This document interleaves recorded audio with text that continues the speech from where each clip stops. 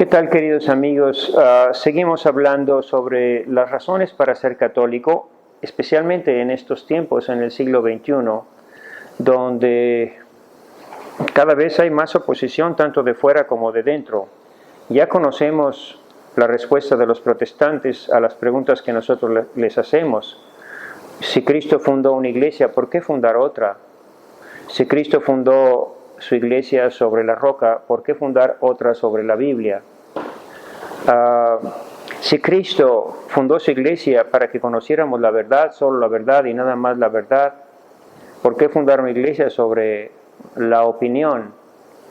Y a todas estas preguntas, los hermanos cristianos suelen responder con una sola respuesta, y es verdad que la iglesia católica fue la que fundó Cristo, pero en tiempos de Constantino se corrompió.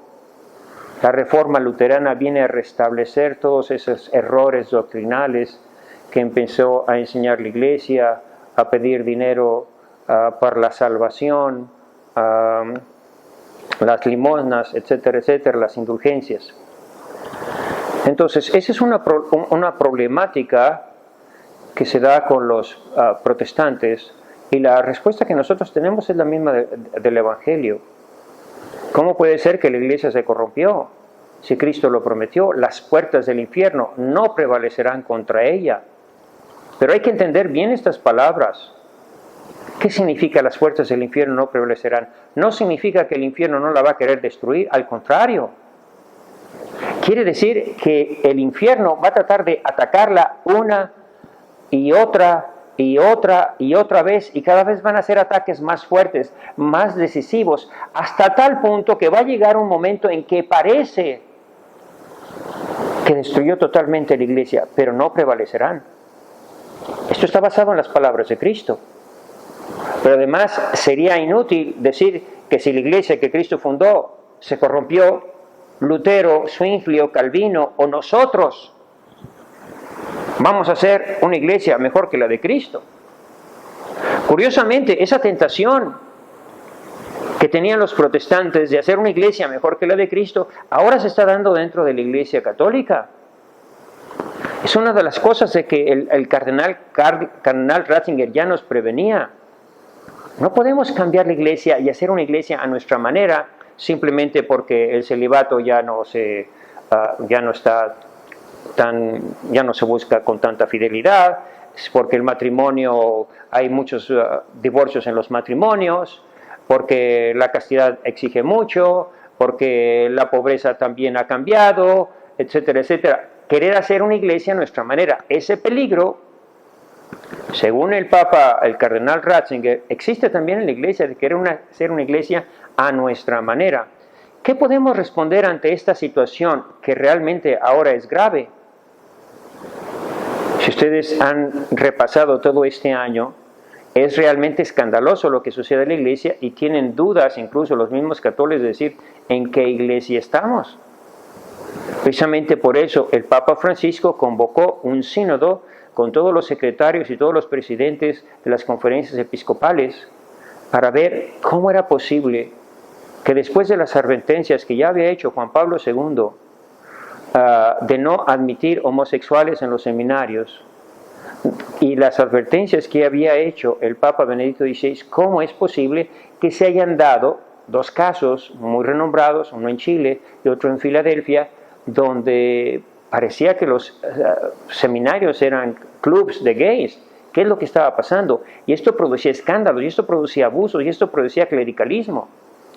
Entonces, es una situación para nosotros los católicos que incluso puede llevar a los padres a decir: ¿y para qué mando a mi hijo a que sea sacerdote?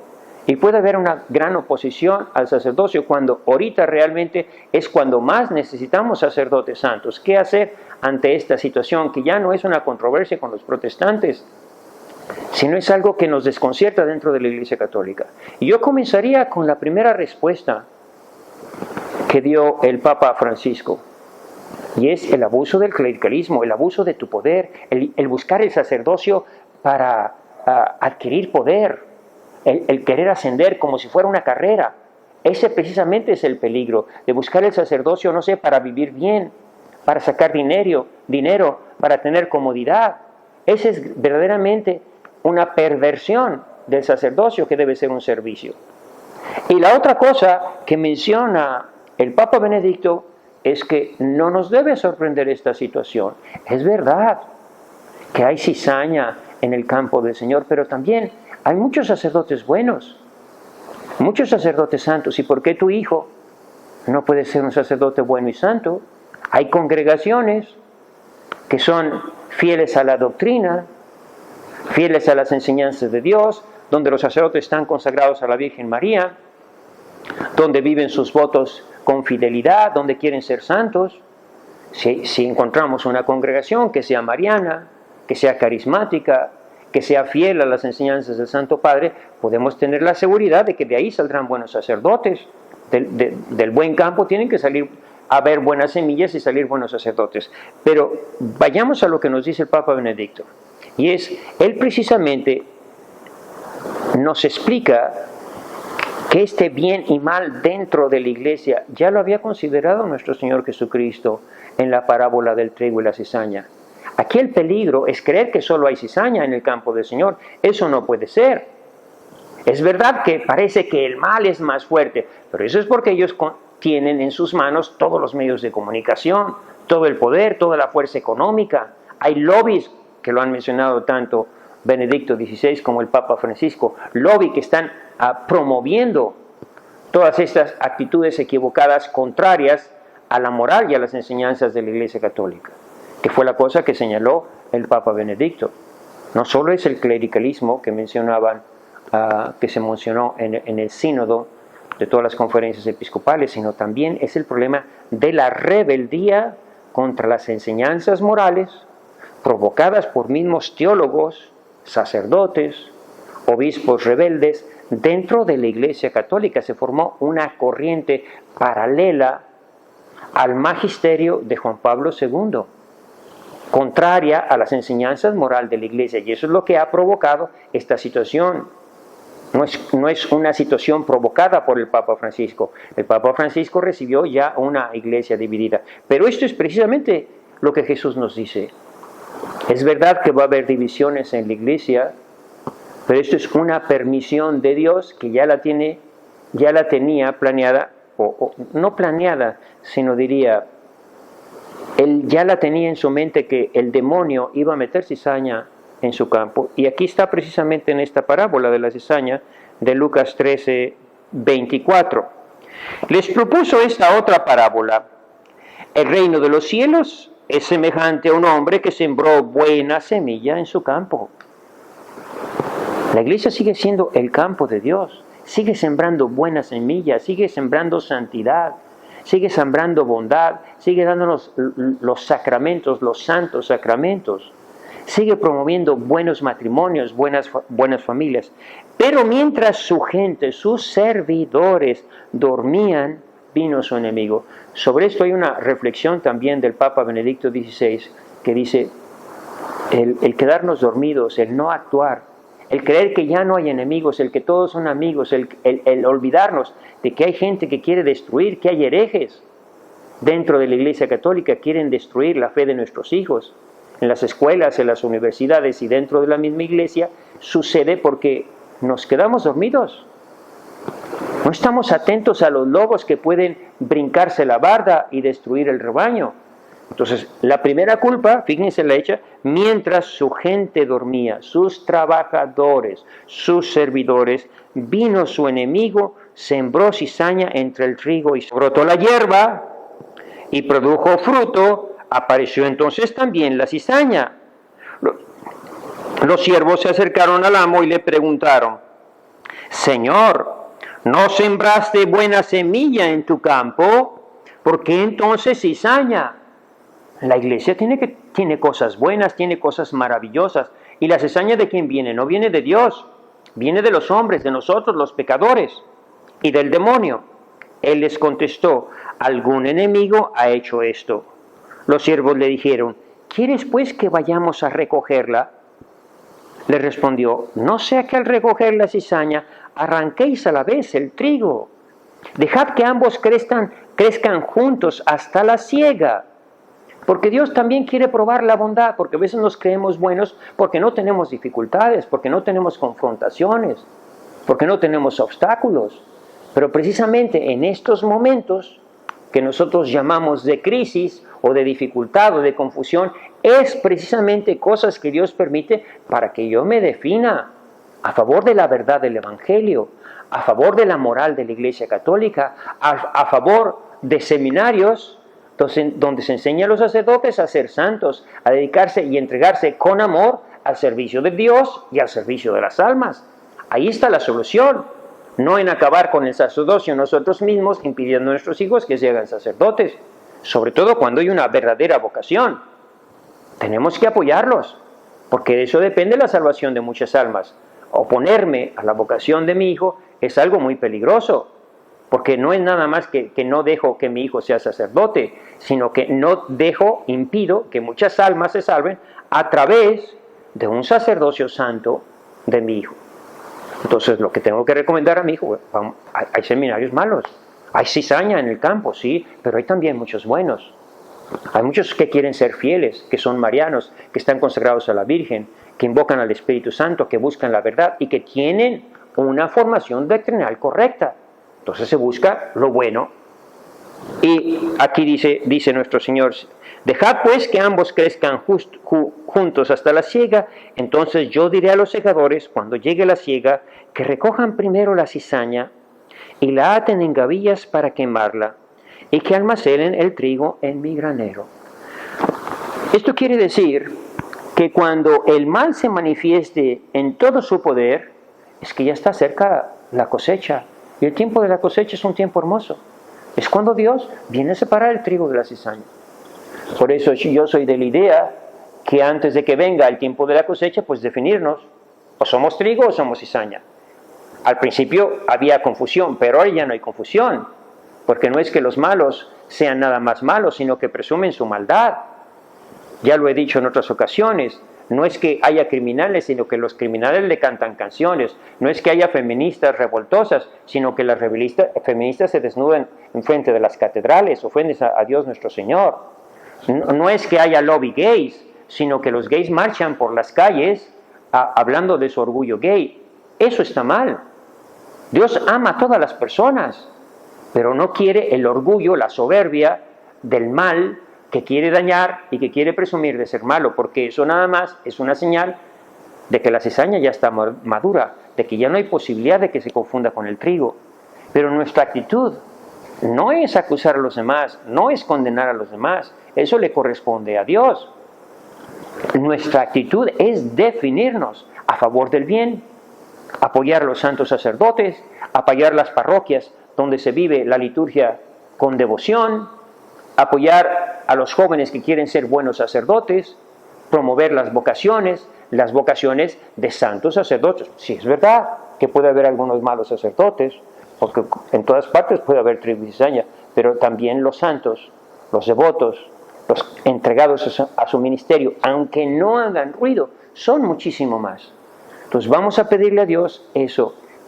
Primero, reconocer que sí, hay trigo y cizaña en la iglesia, pero no por eso la iglesia de Cristo deja ser la iglesia de Cristo. Más aún, esa es la señal que Dios nos está dando, que en su campo va a haber cosas malas sembradas por el enemigo que se introduce porque sus pastores, los que cuidan el campo, se durmieron, pero también hay grandes cosas maravillosas. Y aún hoy en la iglesia hay santidad, hay entrega, hay humildad en muchos sacerdotes, en muchos obispos, en mucha parte del clero. Así que démosle gracias a Dios, condenemos todo lo que esté mal en la iglesia, lo que nos aleje de Dios, pero reconozcamos todas las cosas buenas, porque todas esas cosas buenas son obra de la maravilla, de la gracia de Dios nuestro Señor, que sigue bendiciendo a su iglesia, que nos sigue cuidando con el amparo de la Virgen María, que sigue derramando su Espíritu Santo fuerte sobre nosotros, si nos abrimos a las cosas de Dios. Seamos humildes, reconozcamos nuestros pecados, pidamos perdón a los que hemos ofendido, pero también reconozcamos las maravillas de Dios que ha hecho sobre su iglesia. Que Dios te bendiga. Queridos hermanos, seguimos con nuestro tema de todo lo que nos llena, de todo lo que nos alegra, de todo lo que nos entusiasma y por lo cual queremos seguir siendo católicos. No reconocemos las faltas, los errores, que el polvo que la novia de Cristo puede arrastrar en su paso por este mundo, pero no podemos dudar de la belleza de esa novia de Cristo que es la Iglesia. No nos olvidemos. Cuando estamos hablando de la Iglesia Católica, no estamos hablando de una estructura. Estamos hablando de la novia de Cristo, la esposa inmaculada, donde Dios nos da las cosas santas. Entonces, vamos a seguir reflexionando sobre la idea que ya mencionamos al principio, que es fundamental. Al final del Evangelio de San Mateo, cuando Jesucristo, en vez de quedarse con nosotros, físicamente nos deja a su iglesia. Ya dijimos que Cristo se va a tomar su reino, a ser coronado por su Hijo después de su pasión y muerte, pero va a venir a establecer su reino. Y en ese intermedio entre la ascensión de nuestro Señor Jesucristo y su segunda venida está la iglesia que espera gozosa esa segunda venida de nuestro Señor. Y en esa frase les dice: id por todo el mundo y predicad el Evangelio a toda criatura, bautizándolos en el nombre del Padre y del Hijo y del Espíritu Santo. Y aquí es la palabra fundamental sobre la que ahora queremos reflexionar, que yo estoy con vosotros todos los días hasta el fin del mundo. Ese es el motivo fundamental por la que nosotros somos católicos, porque Cristo está presente en cuerpo, alma y divinidad en la iglesia. Yo he visitado muchas iglesias protestantes, me acuerdo muy bien de la sorpresa que me dio cuando fui a visitar la iglesia de San Malaquías, un obispo irlandés, estaba haciendo un programa sobre las profecías de San Malaquías, y llego a la iglesia católica y de repente noté que hay algo raro. No estaba la Eucaristía, no estaba la vela encendida, estaba la Biblia en el centro, y salgo a preguntar y le dije: señora, ¿está el párroco? Y me dice la señora: sí, es mi esposo, ahorita viene. Yo me quedé así desconcertado porque estaba en Irlanda y no me había dado cuenta que me había pasado a la zona protestante. Entonces hasta después entré en cabeza que esa iglesia, que había sido católica, ya era una iglesia protestante. ¿Y cuál era la señal? Que ya no estaba la lámpara encendida. Ya no estaba aquí Cristo presente en cuerpo, alma y divinidad. Y recuerden, ¿cuál es el primer mandamiento de la ley de Dios? Amarás al Señor tu Dios con todo tu corazón, con toda tu alma y con todas tus fuerzas. Y a Él solo darás culto. Adorarás al Señor tu Dios. ¿Dónde lo vamos a adorar? Precisamente en la iglesia. Porque lo dice: yo estaré con vosotros todos los días. ¿Y cómo se quedó? ¿Dónde se quedó? ¿Dónde está Jesús? ¿O ya está allá en los cielos? Se quedó con nosotros para siempre, en cuerpo, alma y divinidad en la Eucaristía. Yo podría decir que si Cristo no está en la Eucaristía, realmente daría lo mismo estar en cualquier iglesia. Pero si Cristo está presente, si yo puedo decir o escuchar a Jesucristo que me dice: el Señor está aquí y te llama, que realmente está aquí, pues ¿a dónde voy a ir a adorarlo? ¿A dónde está la custodia? ¿A dónde está la Eucaristía? ¿A dónde está Cristo presente en cuerpo, alma y divinidad? Es ahí donde yo puedo cumplir con gran fe en ese mandamiento: adorarás al Señor tu Dios con todo tu corazón, con toda tu alma, con todas tus fuerzas. Lo amarás, lo adorarás. Amar y adorar a Dios nuestro Señor. Entonces, ese es el gran sacramento de la Eucaristía. Entonces, busco una iglesia donde se le adora. Es verdad que todos lo alabamos, todos podemos cantar cantos. Yo puedo también cantar cantos aquí en la playa, puedo cantar en un centro de convenciones. Y qué hermoso cantar a Dios. Yo también creo que donde 2 o 3 hermanos están reunidos en su nombre, ahí está Dios presente. Pero adorarle solo puedo hacerlo en Cristo Eucaristía. Y ese es el gran regalo de Dios nuestro Señor que Dios nos da.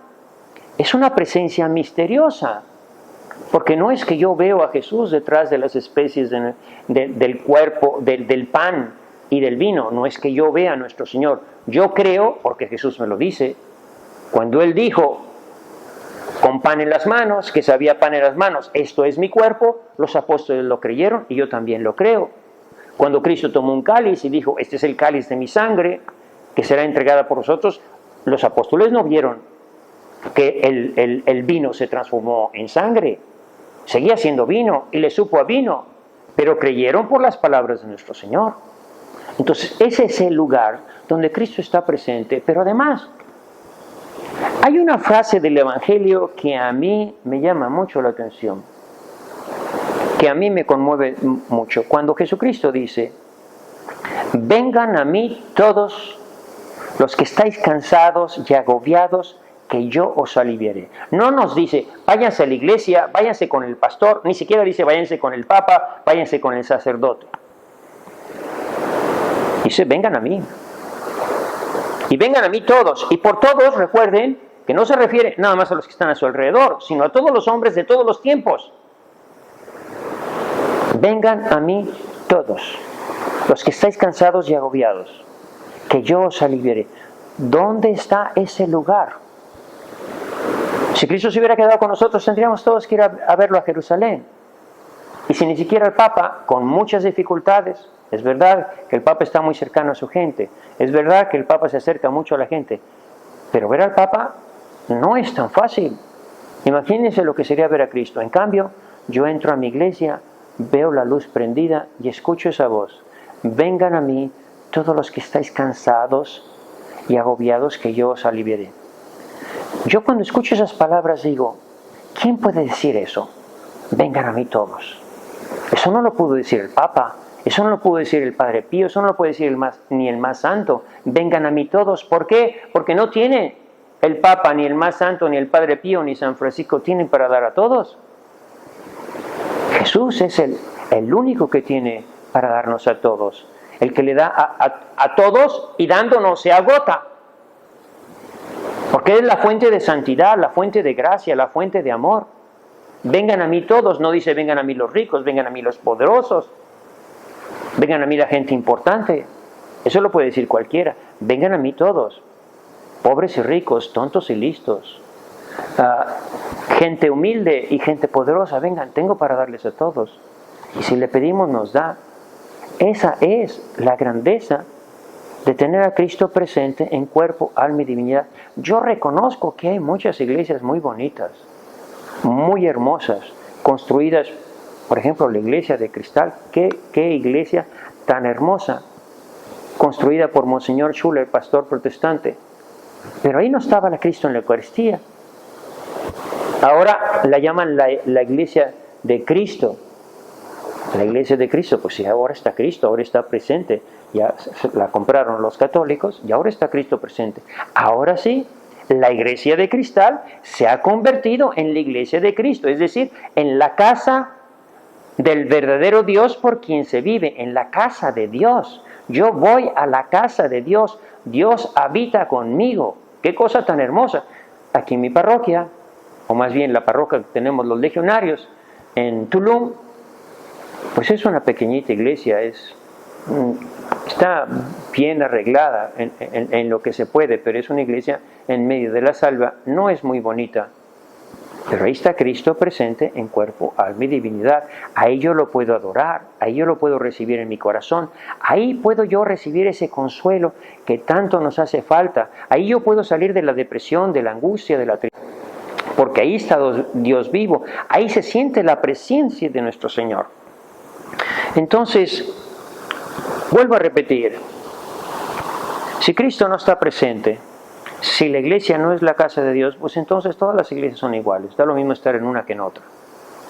Pero si Cristo quiso quedarse con nosotros, y quiso quedarse con nosotros para sanarnos, para liberarnos, para fortalecernos, para acompañarnos, para que le consultáramos en todas nuestras dudas, en todas nuestras tribulaciones, pues entonces yo quiero estar en la iglesia donde Cristo está, en la iglesia donde Él prometió y cumplió su promesa no dice un recuerdo, aquí les dejo un símbolo, aquí les dejo una imagen, aquí les dejo una estampita, no dice eso. Yo, la persona, estaré con vosotros, es decir, con la iglesia que Él fundó, todos los días, en la Eucaristía, hasta el fin del mundo.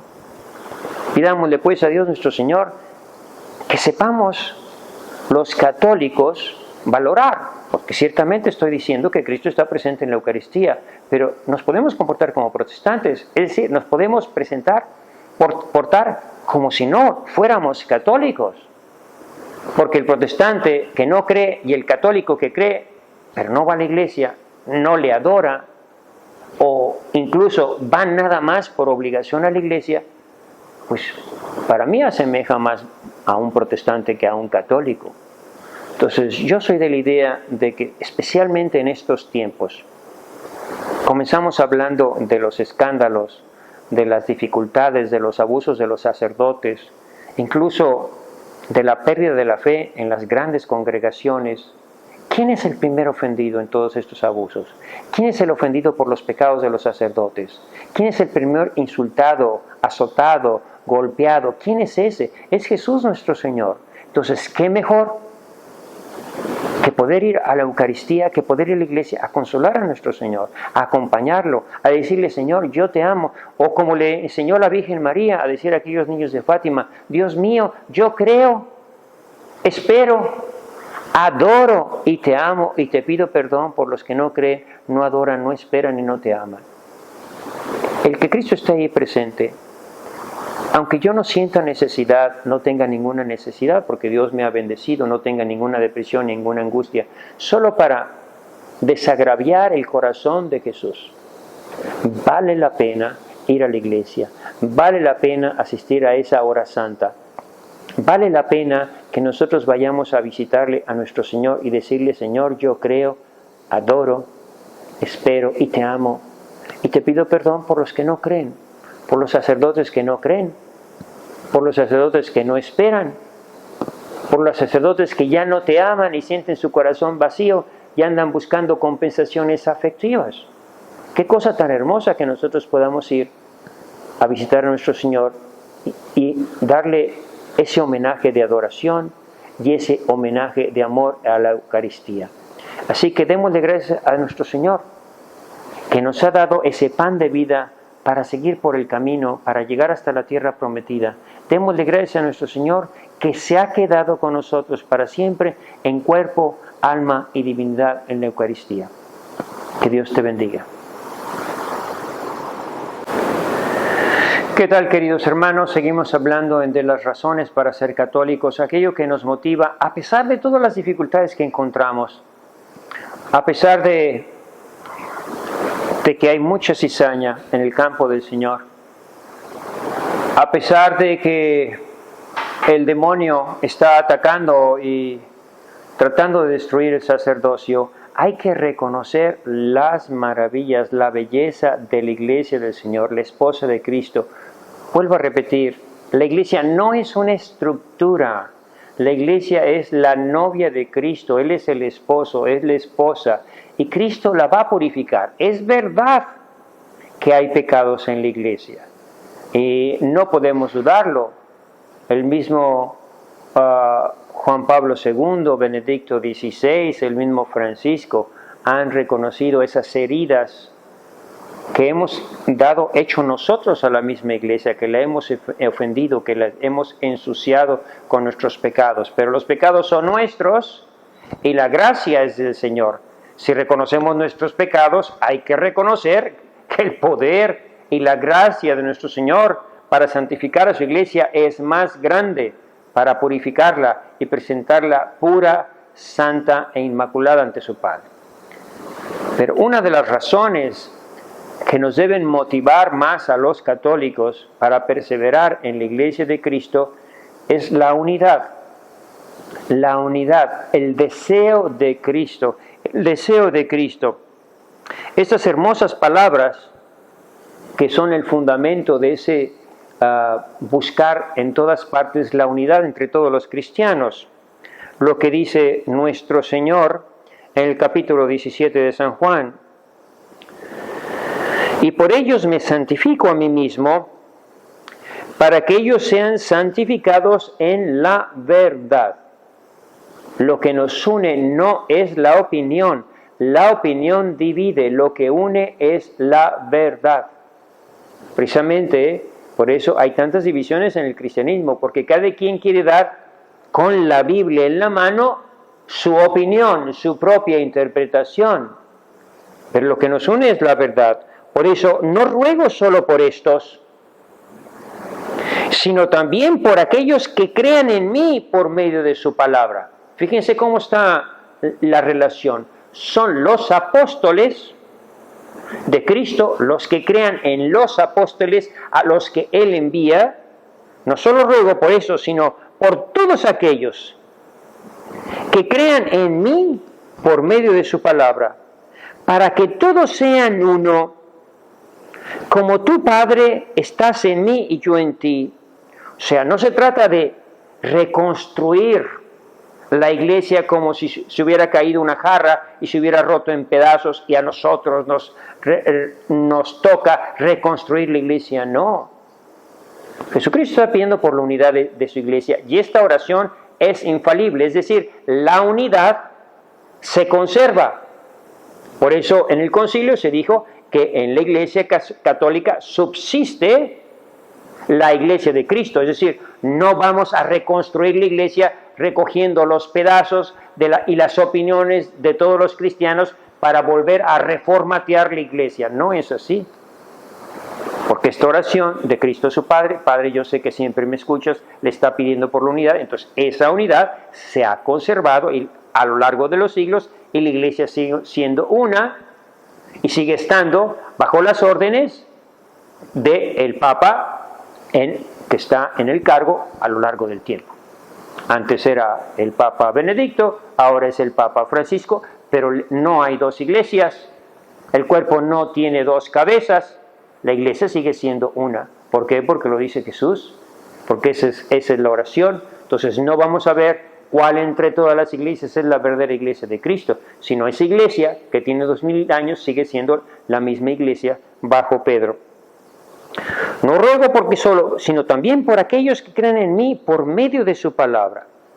Cuando se predica el Evangelio, es lo que hace cuando hay armonía en los predicadores, con la doctrina de los apóstoles, cuando todos predicamos lo mismo, cuando todos enseñamos lo mismo, favorecemos la unidad.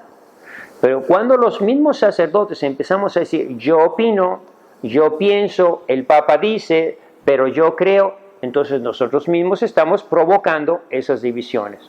Por eso tenemos que ser muy serios en no tergiversar la palabra de Dios, sino predicar la palabra de Dios por medio de su palabra, para que todos sean uno. Y la manera de ser es como tú, Padre, estás en mí y yo en ti. Es decir, una unidad en el Espíritu Santo. Eso es lo que hay que pedir a nuestro Señor. Pero ciertamente, y esto es lo que la historia prueba, que a lo largo de la iglesia ha habido pleitos, ha habido divisiones, ha habido herejías que han dañado y han provocado divisiones y guerras y pleitos entre cristianos. Ya les decía yo que muchos decían, me convence el cristianismo, que habla de amor, amor al prójimo, amor a Dios, amaos los unos a los otros, amad a vuestros enemigos. ¡Qué doctrina tan hermosa! Pero cuando vemos que no nos amamos ni nosotros, cuando hay pleitos de unos cristianos contra otros, los otros dicen, esto no puede ser la verdadera iglesia. Si ellos mismos están divididos, si ellos mismos no saben lo que predican. Por eso tenemos que buscar esa unidad. Exactamente como la quiere Jesucristo. Como tú estás en mí y yo en ti. Es decir, una unidad en el Espíritu Santo. Que eso es exactamente lo que vemos. ¿Cómo hace Jesucristo el ecumenismo? ¿Cómo hace Jesucristo la unidad en la Iglesia Católica? Y eso está muy claro en el Evangelio de San Lucas, en el pasaje de los discípulos de Emaús. Es un pasaje que al Papa Francisco le encanta mucho porque es el resultado de un encuentro con Cristo. Estos discípulos de Emaús eran los primeros hermanos separados. Ellos tuvieron un encuentro con Cristo y sin embargo, ellos sí podían haber dicho, a mí se me apareció Jesús. Si hay alguien en toda la historia del cristianismo que pueda haber fundado otra iglesia, que tenía excusa para fundar otra iglesia, más que Lutero, más que Zwinglio, más que Calvino, más que José Smith, fueron los discípulos de Emaús. A ellos no se les apareció un ángel.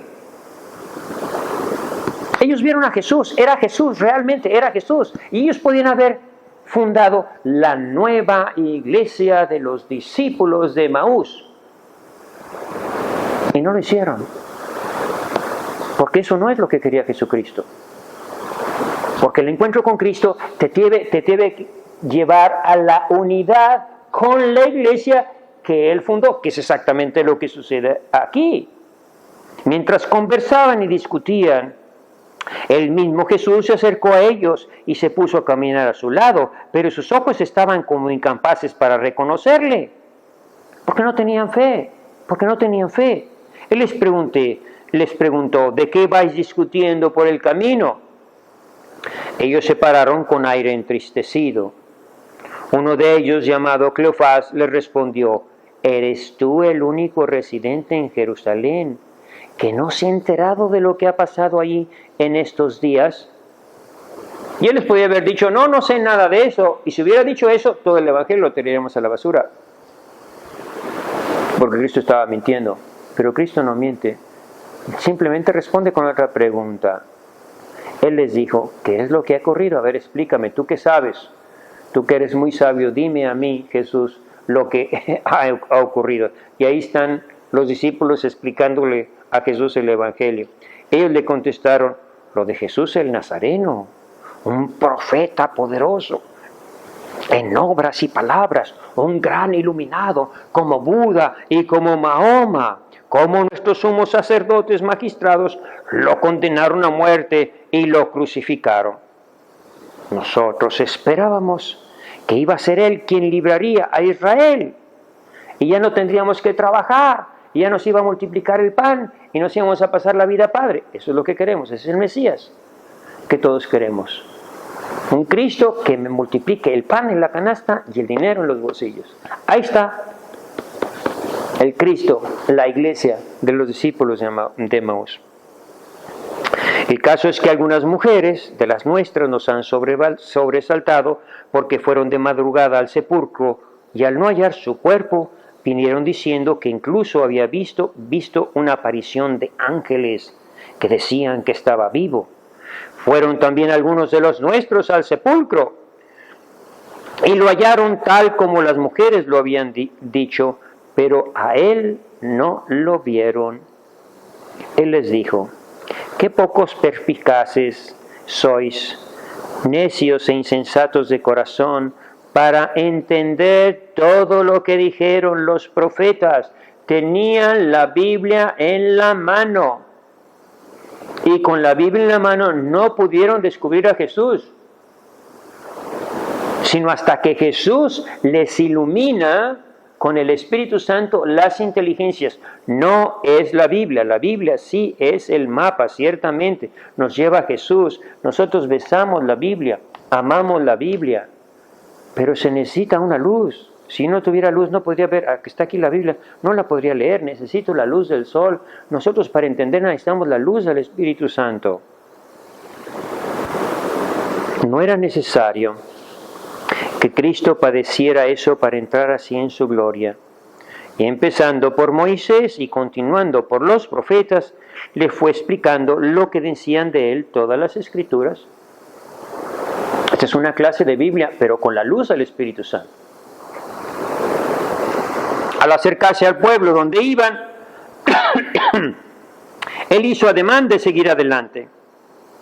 Pero ellos le rogaron insistentemente, quédate con nosotros, porque atardece y el día ya ha declinado. Recuerden, estos son los hermanos separados, son los primeros protestantes. los primeros que rompen con la iglesia. Y Jesús los va a buscar. Y eso es lo que tenemos que hacer nosotros, buscar a estos hermanos nuestros.